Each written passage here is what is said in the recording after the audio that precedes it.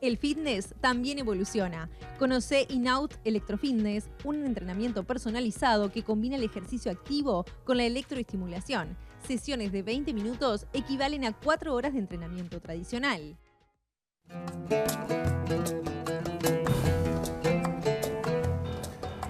Muy bien, seguimos en La Mira, seguimos en BTV y ahora con Federico Comesaña. Buenas noches, Gabriel. Buenas noches a todos. Una región turbulenta pusiste en el título. Sí, vamos a analizar hoy cuál es la coyuntura, el contexto en el que están los principales vecinos de Uruguay y, sobre todo, bueno, qué impacto tiene esto de cara a las perspectivas económicas que se esperan para los próximos tiempos. Así que arranquemos viendo el dato más importante, el dato macro del crecimiento económico. Cómo venían y hacia dónde van o hacia dónde se espera que vayan Argentina y Brasil. Si vemos la primera gráfica que preparamos, lo que tenemos ahí es separados los dos contextos.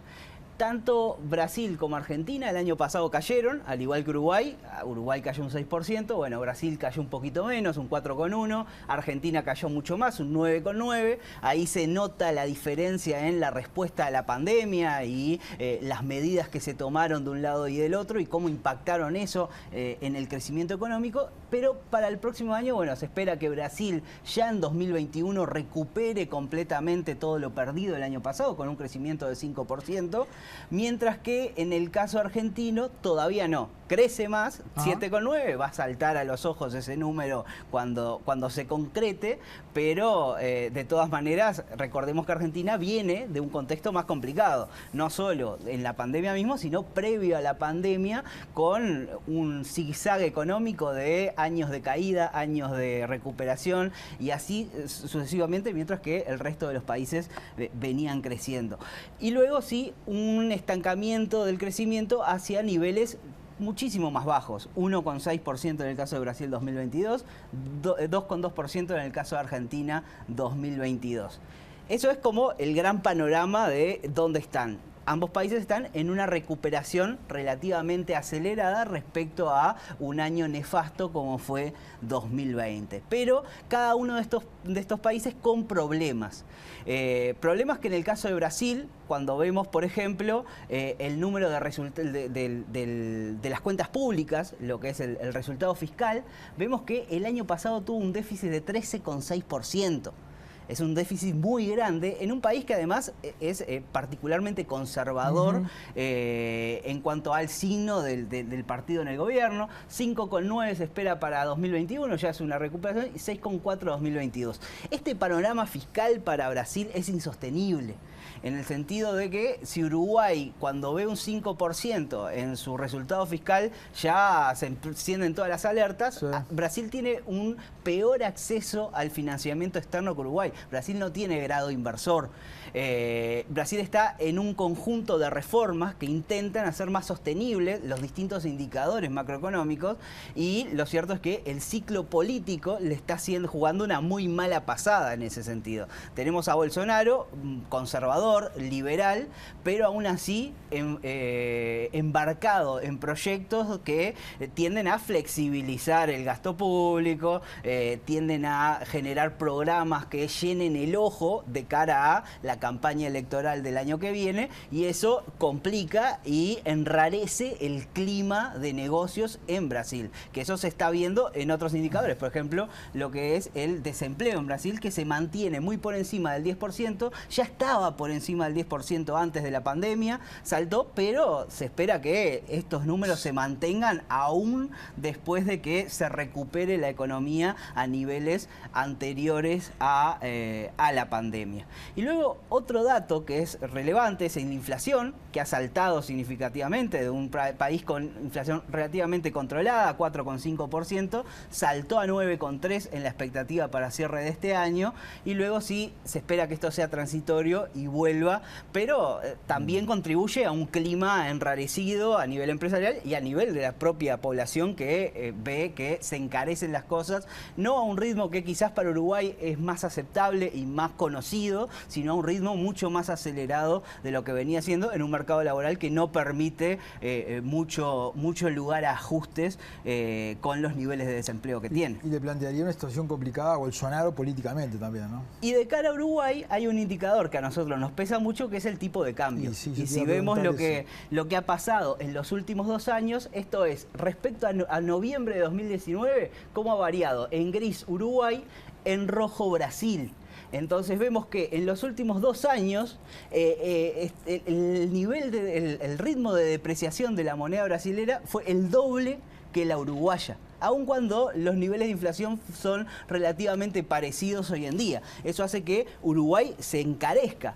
Los brasileros pueden acceder a menos pesos por reales de lo que podían acceder antes, y eso hace que Uruguay sea más caro y para los uruguayos Brasil sea más barato. Si vemos esto en Argentina, vayamos a Argentina pero de atrás para adelante, y vemos este mismo indicador, vemos que en el caso de Argentina tenemos 17% de Uruguay, 69% aumentó el tipo de cambio en Argentina oficial en los últimos 2 años.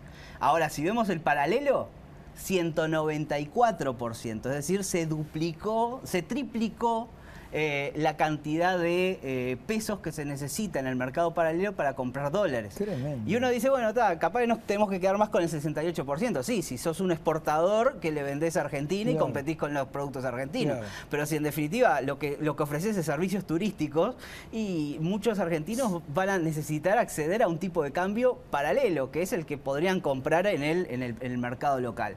Argentina tiene otras dificultades. Tiene una inflación mucho más alta, estamos hablando de un 50% esperado para este año, tiene un déficit fiscal de 8,5% 2020, 5% 2021, cuando no tiene acceso al financiamiento. Lo financia con emisión monetaria que hace que la inflación sea más y más. Y un brutal problema a nivel político, porque el gran problema está en financiar este déficit, no tiene con qué salir a los mercados, tiene que emitir, pero sobre todo tiene que cumplir con vencimientos muy grandes de deuda. El Fondo Monetario exige que el próximo acuerdo para flexibilizarle un poco las condiciones se hagan en acuerdo con el Congreso, con lo cual implica que la oposición va a tener que favorecer, y ahí es un desafío enorme porque implica que Argentina van a tener que ponerse de acuerdo oficialismo y oposición, y sabemos que no se espera nada positivo que salga de todo eso. Entonces,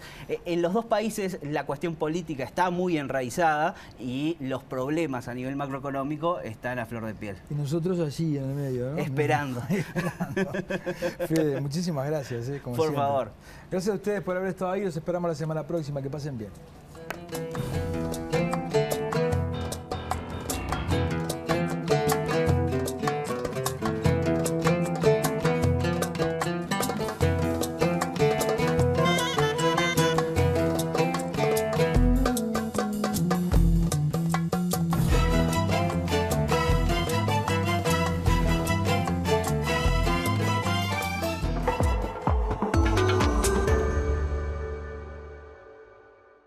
Presentó Inco, FNC, Cutsa. Pronto. ¿Necesitas efectivo? Solicitalo en nuestras sucursales, por la web o por la app, o llamando al 17800. Pronto. ¿Tenés con qué? Seguro Americano. La medicina privada a otro nivel. Catunasí. Terminal Cuenca del Plata. Terminal especializada de contenedores Puerto de Montevideo. Salus. Orgullo de nuestra naturaleza. Casmu. Afiliate por el 1444 o en casmu.com.uy. Casmu. Estamos para cuidarte.